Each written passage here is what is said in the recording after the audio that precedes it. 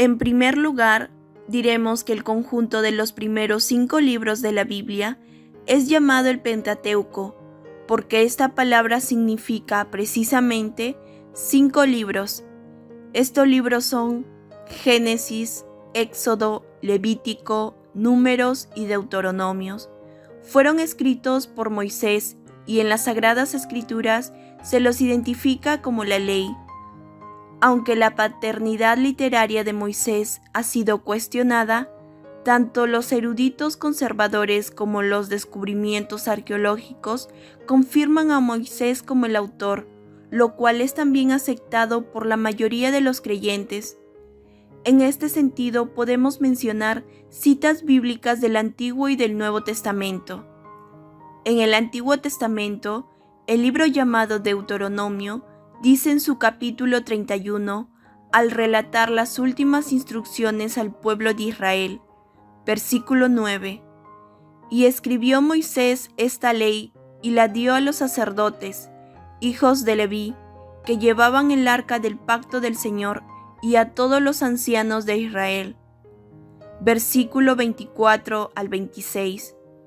Y sucedió que cuando Moisés terminó de escribir las palabras de esta ley en un libro, hasta su conclusión, Moisés ordenó a los levitas que llevaban el arca del pacto del Señor, diciendo: Tomad este libro de la ley y colocadlo junto al arca del pacto del Señor vuestro Dios, para que permanezca allí como testigo contra vosotros. Por otra parte, y ya en el Nuevo Testamento, en el libro de los Hechos de los Apóstoles, en el capítulo 7, encontramos otras citas bíblicas en el célebre discurso de Esteban, primer mártir de la Iglesia cristiana, cuando recordaba a sus oyentes la historia del pueblo de Israel en tiempos de liderazgo de Moisés. En los versículos 37 y 38. Este es el mismo Moisés que dijo a los hijos de Israel: Dios os levantará un profeta como yo de entre vuestros hermanos. Este es el que estaba en la congregación en el desierto junto con el ángel que le hablaba en el monte Sinaí y con nuestros padres, y el que recibió palabras de vida para transmitirla a vosotros. El título hebreo del primer libro del Pentateuco es la palabra inicial Bereshit, que es la palabra hebrea con que se inicia la obra y que se traduce en el principio. El nombre Génesis procede de la Septuaginta. La Septuaginta es una traducción griega del Antiguo Testamento, escrito originalmente en hebreo. La traducción se efectuó en Alejandría, a pedido de Ptolomeo Filadelfo, aproximadamente entre los años 285 y 247 a.C. El historiador Josefo nos cuenta que esta versión fue hecha por 72 sacerdotes. De ahí procede su nombre, Septuaginta, en un periodo de 72 días. En este grupo habían 6 sacerdotes de cada una de las 12 tribus de Israel.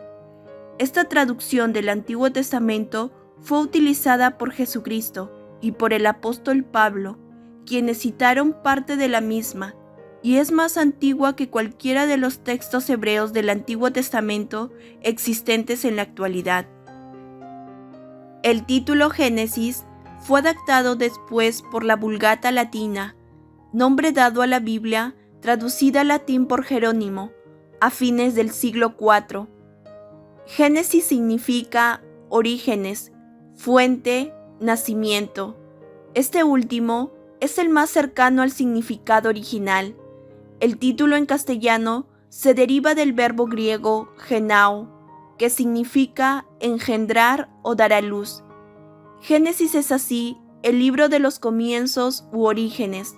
Más concretamente, podríamos decir que es el libro de los nacimientos, es el libro de las generaciones. Expresado en pocas palabras, este libro es el registro del árbol genealógico de los judíos. Es la genealogía de los cielos, la tierra y el ser humano. Algunos creen incluso que Génesis 3:15 sugiere un nuevo nacimiento y la primera mención de un redentor. El libro de Génesis, que inicia el Antiguo Testamento, es uno de los 2 libros claves de la Biblia. El otro libro clave es el Evangelio según Mateo, que inicia el Nuevo Testamento. Estos 2 libros son esenciales para la comprensión de las Sagradas Escrituras. Abarcaremos una vista panorámica de Génesis, una visión de conjunto que abarca el espectro total del libro. Hay ciertos detalles que deberíamos observar, porque el libro de Génesis está realmente relacionado con la totalidad de las Escrituras.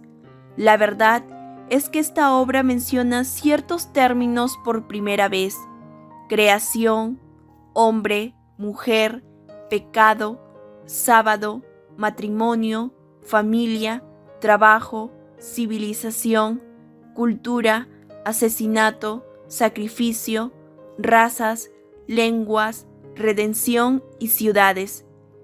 También encontraremos frases que se repiten con mucha frecuencia. Por ejemplo, la frase "estas son las generaciones de" es una expresión importante utilizada frecuentemente por el libro de Génesis. Detalla las familias de los primeros tiempos de la historia. Para nosotros, esto es importante, al ser miembros de la familia humana que aquí comienza. Igualmente, el texto bíblico describe a varios personajes muy interesantes.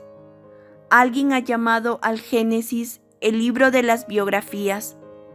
Estos personajes son Abraham, Isaac, Jacob, José, Faraón y los 11 hijos de Jacob, además de José.